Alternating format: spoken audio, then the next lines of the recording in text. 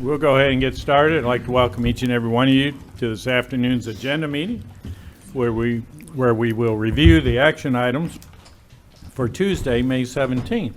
And I'll call upon City Manager Bill Burrow to review those action items. Thank you, Mayor. Mayor, prior to the agenda items, we do have Gary Troutman here, President and CEO of the Hot Springs Chamber of Commerce Metro Partnership, to present his monthly report, bi-monthly report. Very good. Welcome. Thank you, Mayor and Board. A little warm out there today. I'll just start off where we left off at when I reported to you at the City Board meeting last time on April 5th. Todd Green, our Metro Partnership Chair, Bruce Jones, our Chamber Chair last year, Cole and I attended the Arkansas Economic Development Foundation luncheon in Little Rock. Guest speaker was David Burritt, President and CEO of U.S. Steel and Osceola. Very fascinating presentation there and how they're getting all the challenge getting all those workers to Northeast Arkansas. Bruce Westerman, as you know, had a reception and dinner with 8 of his fellow congressmen here in Hot Springs. Lakeside hosted an event, Touch a Truck, which is, I actually saw City Manager Burr there with family. Really neat event for our youngsters to get involved. Our fire chiefs here, fire trucks were there, various large pieces of equipment and trucks for the young folks. We continue to meet with our friends in Malvern and Hot Spring County about just discussions on Jones Mill Industrial Park and possible remediation there. Cutter Morning Star, our friend Nancy Anderson, hosted a signing day for all of her students, whether they be going to four-year universities, National Park College, or going straight into the workforce. Jack Porter and I got to speak to Hot Springs National Park Rotary, the latest on the ACTI buildings and property, the ongoing challenges there. Just want to tell you all, since we're not on at a formal meeting this afternoon, but I hope it's a source of pride for you all. It is for us.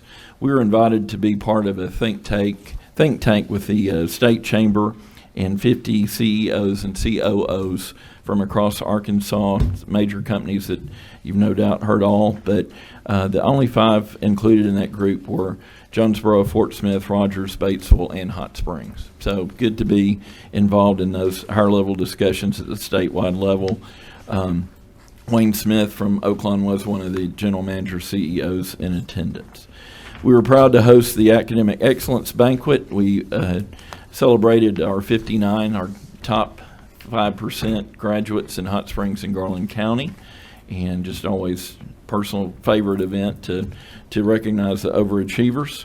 National Park College held a job fair we attended, and I got to attend the SEDC board meeting and meet the consultants event in Dallas, where we spoke with 14 site consultants there. Went there to Branson, presented at the four-state chamber conference on economic development, and you can, I guess, be happy to know that our 4 states are excited to hear about, since the Majestic and the tragedy that was the Majestic fire, the 177 new businesses that have come and as a result afterwards. So, I don't think any of us appreciated at the time that would be as tragic as it was, that it might be a turning point in our downtown. Michelle hosted our workforce committee meeting with the 3 career counselors from Cutter, Hot Springs, and Lake Hamilton, as well as Fountain Lake was in attendance. 2 things I really want to emphasize in this report this month. I want to brag on Lake Hamilton. Lake Hamilton had a draft day event. I told you last month I'd been to Jonesboro and they'd had a statewide event, the first of its kind. Lake Hamilton put one on themselves only for their students. They had 45 companies in attendance. By comparison, Jonesboro only had 30, and that was for all of Northeast Arkansas. So Michelle and I were out there this morning meeting with Sean Higginbotham and Donald Westerman and team about bringing that to Hot Springs next year, but making it not only Hot Springs, not only Garland County, but regional all the way to Oklahoma. Director Trustee, obviously in the crowd, I know we all really appreciate what we have in John Hogan at National Park College that you all read in the paper, I'm sure. Dr. Hogan and team went to bat. Mayor McCabe spoke, as did I, for 4-year degrees, bachelor degrees in nursing. We've always needed nursing. We need it now more than ever, and it was disappointing the outcome, but Dr. Hogan, being the fighter that he is, he will be back to take that on another day. We've had a couple calls and meetings on projects in the past 2 weeks. If I have bad news today, it's something you already know about, and that's Henderson and their departmental cuts, which is really tough considering they are, 35 miles down the road from us. Let's see. You would appreciate everyone, and most all of you were there, but thank you for attending our chamber banquet last Thursday night, 740 in attendance, and just really proud of our winners and our nominees there. Had lunch yesterday, Cole and I did, with Matt Bell, who's doing the sake brewery that we've all heard about, and we're going to help him any way we can as that progresses. We all know the potential there to go nationwide mainstream. And last but not least, for those of you that do know, I'm a Lakeside graduate and normally wear blue and gold. I've got on the different colors tonight. Going to speak workforce to the Lake Hamilton CTE banquet. So I guess the message I would say is we're really proud of and workforce in general. Schools are really getting it. They're appreciating the fact that all kids are not going to go get 4-year degrees. In fact, only 22% of our public has them. So we've got to recognize and make a path for the other 78%. So but between adding the career counselors, as few of our schools have done, and then Lake Hamilton's investment tonight, we're really seeing that with our schools, and it's refreshing to see. And that concludes my report. I'll try to answer any questions. Well, thank you. If you Any have questions of Mr. Troutman? Okay. Thank you. Thank you all very much. Mayor, moving into your agenda, you will have one proclamation that at Tuesday's meeting, but your consent agenda item section, your first item is consider resolution R2280, a resolution approving the City of Hot Springs financial statements for March 2022, and Ms. Barbie Verba will present. Thank you. The March 2022 financial statements will be in your packet for your review, and please let me know if you have any questions. Thank you. Next is consider resolution R2281, a resolution authorizing the filing and acceptance of the comprehensive opioid stimulant and substance abuse site-based program grant category 2 fiscal year 2022, and Assistant Chief Hrvatin is here to present the item. We are requesting the board consider the resolution authorizing the police department to accept this grant and apply for and accept this grant. This would be our third time to apply for the grant. It is commonly referred to as our opioid grant. It would award us up to $1 million over the course of the next 36 months. It would pay the salary of our peer recovery specialist and our opioid investigator as it does now. We received the grant for the last 2 years at the rate of about $285,000 a year. And it would allow us to further the programs, the community outreach, and some of the programs that those guys are doing currently. There would be no fiscal impact to the city. It is not a matching grant, so the only fiscal impact that we would incur is if we did not apply for the grant, then we would have to consider how we would fund those programs moving forward and fund those gentlemen's salaries. I would answer any questions that the board might have. Any questions for Captain Harvington? Chief. Thank you. Thank you. Next, we have resolution R2282, a resolution approving an interlocal agreement between Garland County and the City of Hot Springs for the operation and maintenance of the Garland County Courts building, and our city attorney, Mr. Albright, will present this item. Mayor, members of the board, the courts building at 601 Ouachita, the bonds have been paid off on that construction, and so at this point, all that is left with respect to the building itself is the operation and the maintenance associated with the structure. Based on the square footage allocation of the court, the city is responsible for 24.9% of that operation and maintenance cost. This interlocal governmental agreement would provide for that. with respect to personnel and equipment. That will continue to be handled through the state statutes that govern those, whereby the cities are required to pay their per capita share on that, with the district courts and the chief district clerk of the court. Those are handled through the state now. So we do that with a reconciliation each year.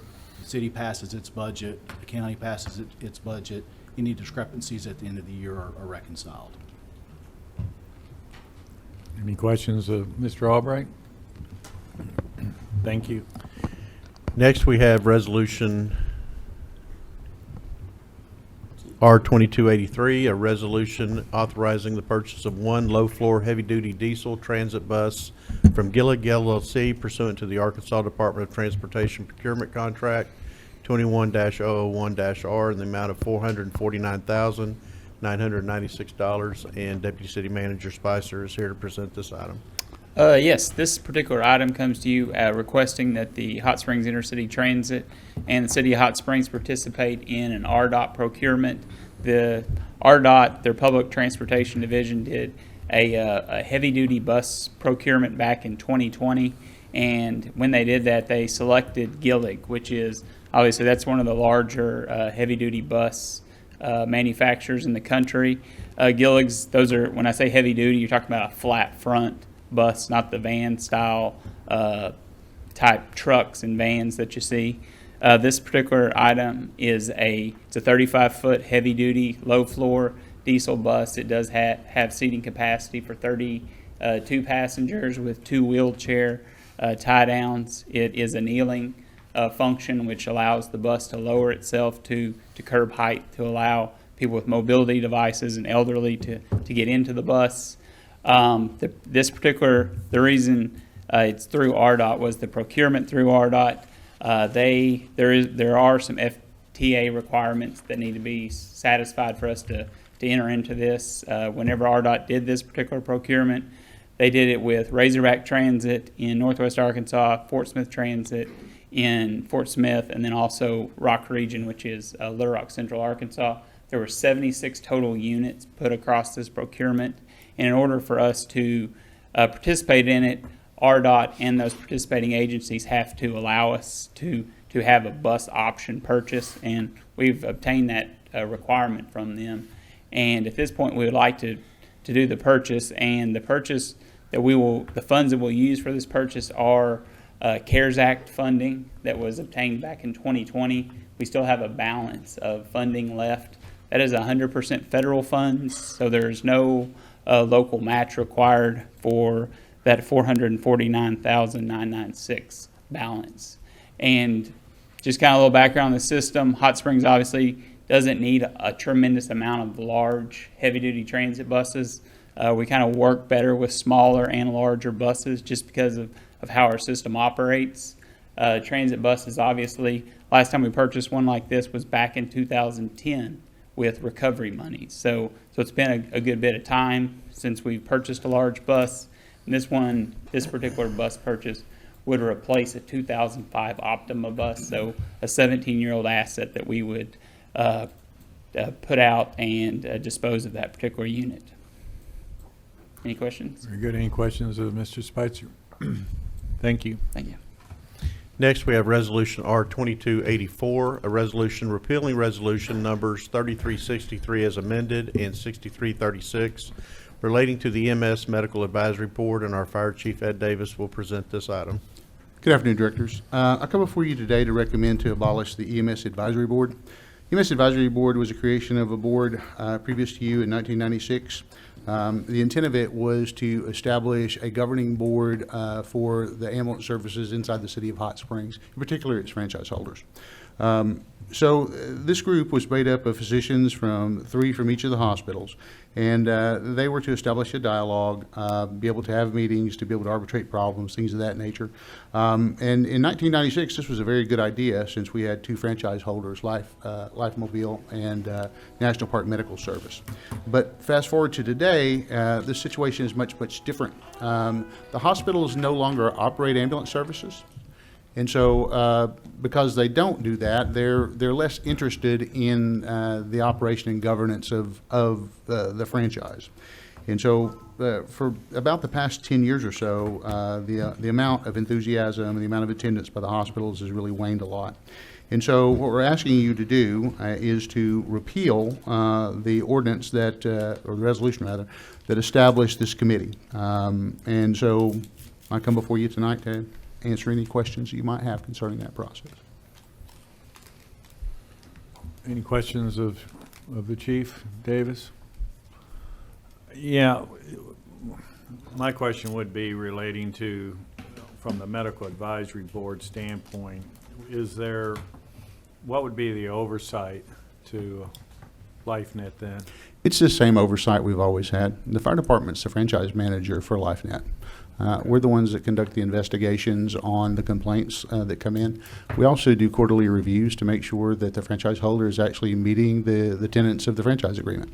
So none of that will change. It's just basically it's a defunct board that no longer serves a purpose, and so we're just trying to reduce those. No, I understand. Thanks. I appreciate you explaining that that your department oversees that. Yes, sir.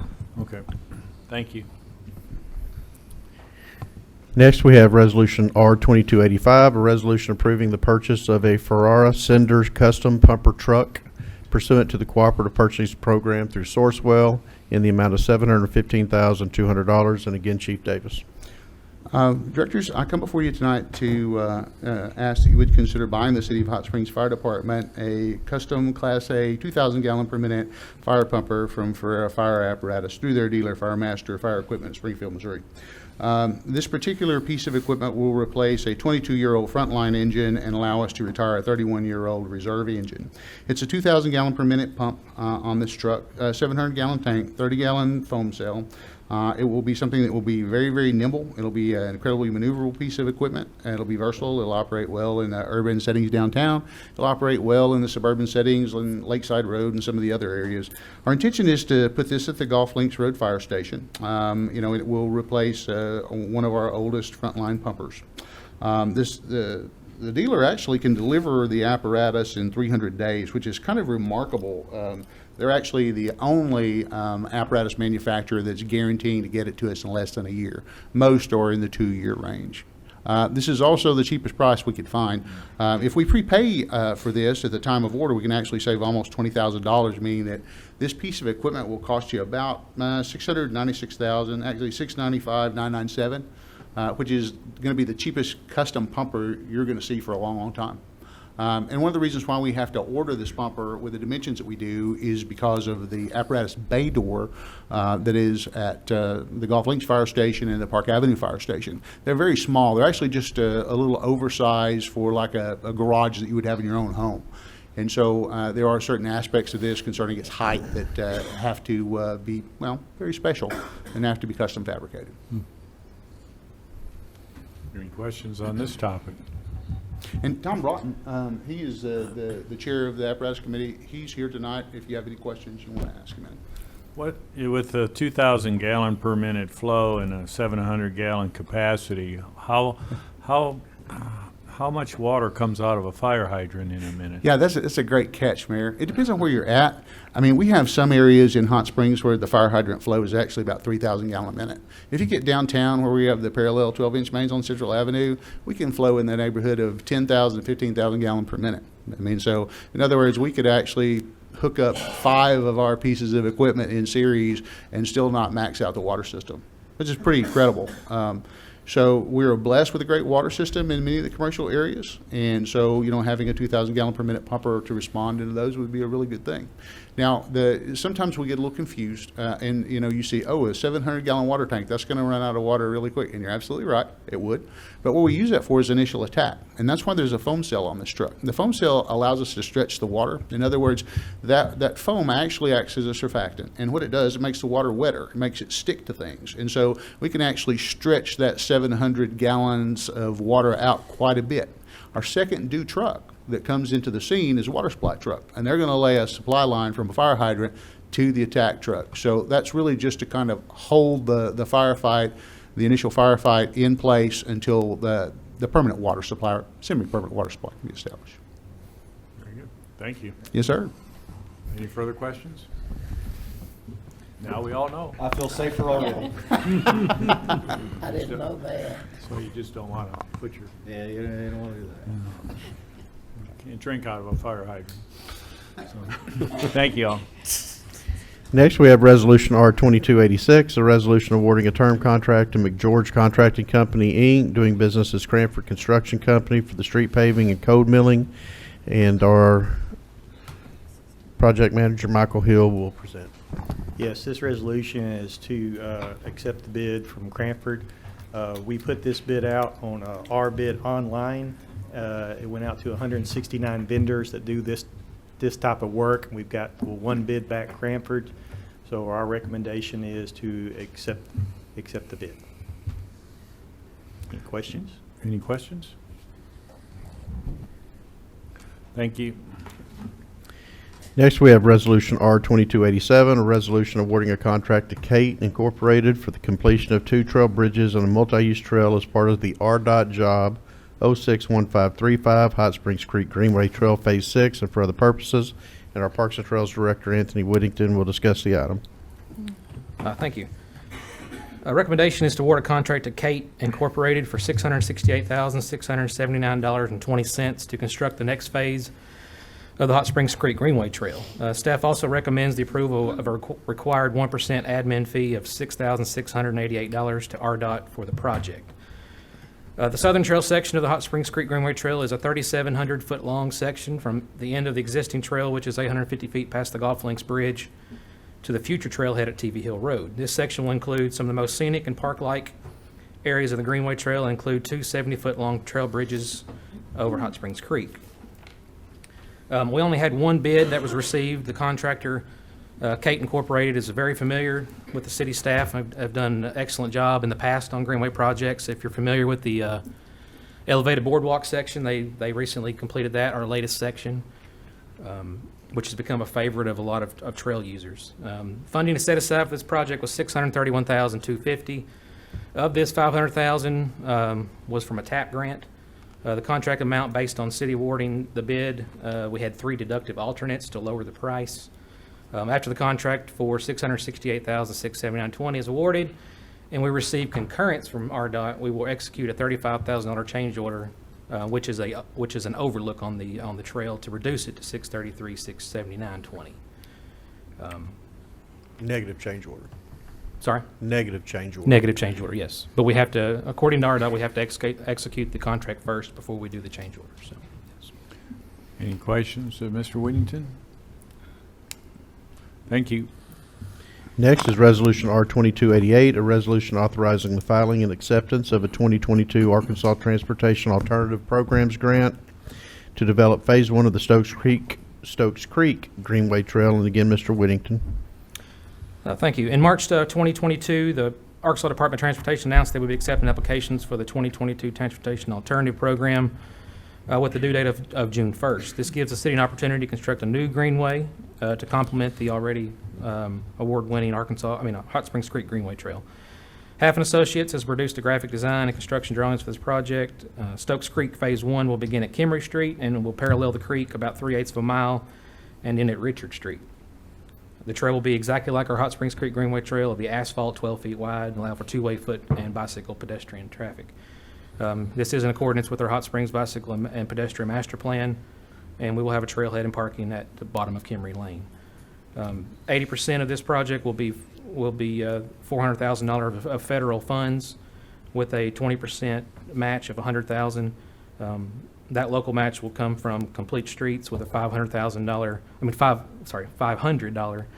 donation from Hot Springs Friends of the Parks. The 1% admin fee of $5,000 will also come from a donation from Hot Springs Friends of the Parks. Any questions of Anthony on this subject? Thank you. Next, we have Resolution R-2289, a resolution authorizing the filing and acceptance of a 2022 Arkansas Recreation Trails Program grant to develop Phase 1 of the Stokes Creek Greenway Trail. And this is a very similar item. It's actually the same project, 2 separate grants, and Mr. Whittington can explain that. Thank you, Ms. Burrow. Pretty much what Mr. Burrow just said. There are two pots of money for trail programs from RDOT, the Transportation Alternative Program and the Arkansas Recreation Trails Program. So essentially what we're doing is we're doubling our chances to get a trail grant. If we get one, it'll knock us out of the opportunity for the other. So essentially RDOT recommends that we apply for two grants and in hopes to get one. So that's what we're doing here. So. Well, thank you. Appreciate you. Next, consider Resolution R2290, a resolution awarding a bid to Square One Enterprises for certain Main Street water and wastewater improvements in the amount of $1,037,600. And our utility project manager, Todd Pillar, will present the item. Thank you and good afternoon. We took bids on April 25th. We had 3 bidders come in for our Main Street water and sewer project, and Square One Enterprises was the low responsible bidder. And Main Street has been on the paving program for several years now, and now all the other utilities, gas, electric, and fiber and all that have got their upgrades done.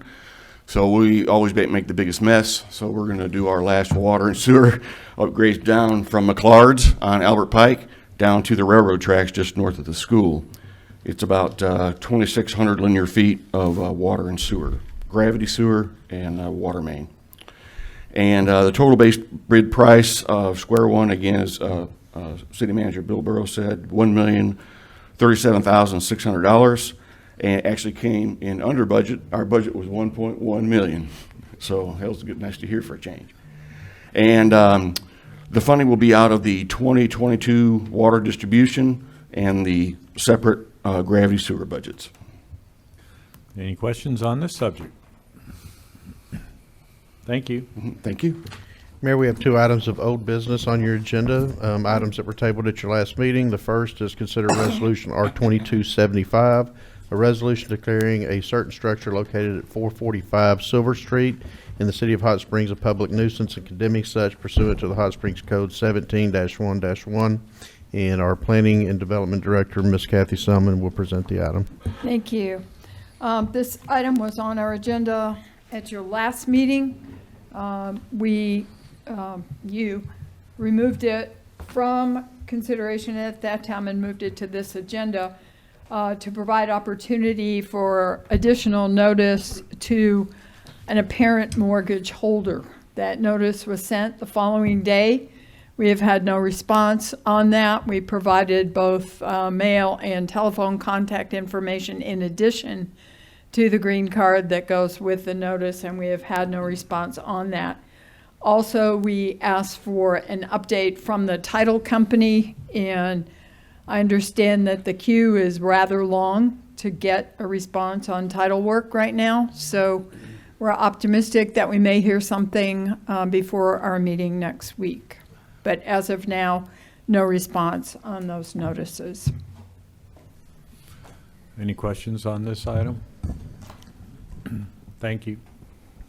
Next is Resolution R2279, a resolution declaring a certain structure located at 718 Mord Street in the city of Hot Springs a public nuisance and condemning such pursuant to Hot Springs Code 17-1-1. And again, Ms. Selman. Thank you. The circumstances surrounding this one are virtually identical to the prior one. Additional notice was sent to an apparent mortgage holder to try to determine if that mortgage is still active. We have had no response back, also requested an update to the title work, and again, have no update available as of this time, but are hopeful that we'll have something by next week. Very good. Any questions? Just one. Thank you. Just Oh, yeah, one. Director Trustee. If we don't get the title work back, we'll delay it again. I mean, I believe that's an option. Most likely. I think we should, if we don't know for certain that the mortgage holder. And I doubt you get anything from the title company within a week or 2 weeks. I mean, it's running 60 days. Okay. We'll know next week. No, we will. We will. Thank you. Thank you. Mayor, now we're starting into your new business for the evening. It's considered Resolution R2291, a resolution declaring a certain structure located at 116 Lincoln Street a nuisance and approving emergency condemnation actions pursuant to Title 17 of the Hot Springs Code. And again, Ms. Selman. Thank you. This is an after-the-fact request for condemnation. This was a vacant single-family residence that suffered a substantial fire. The structure was found to be a total loss. We waited until February to ask the owners specifically what their intentions were. Following that notice on March 2nd, the owners, Ms. Conway and Ms. Bedford, signed a demolition waiver form requesting that the city have the structure removed. However, Chief Building Official Mike Scott, after again inspecting the structure, determined that it posed an imminent hazard to the neighboring properties and to anyone who might enter the structure itself or the surrounding area. On March 7th, we requested bids from contractors for demolition. And after receiving the bid responses authorized immediate removal of the structure. It was removed on March 10th. That's the story on 116 Lincoln. Very good. Any questions of Ms. Salmon on this item? Thank you. Next, we have Resolution R2292, a resolution declaring a certain structure located at 134 Gulpha Street a nuisance and approving emergency condemnation actions pursuant to Title 17 of the Hot Springs Code. And again, Ms. Selman. Thank you. 134 Gulpha also is an after-the-fact request for approval of condemnation. This was a two-story, single-family residence located in the Pleasant Street Historic District.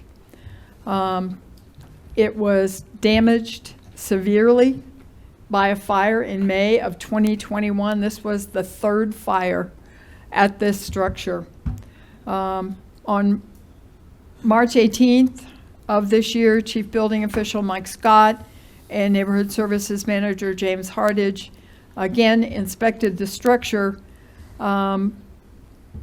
provided an additional notice to repair the damage to the owner. That was in 2021. There was an immediate notice that went to the owner. Following the March 18th inspection, we made another attempt to notify the owner via certified mail that the house at that time had reached the point also of posing an imminent danger and that the city would be moving forward with its renewal. Those of you who are familiar with the site and the structure know that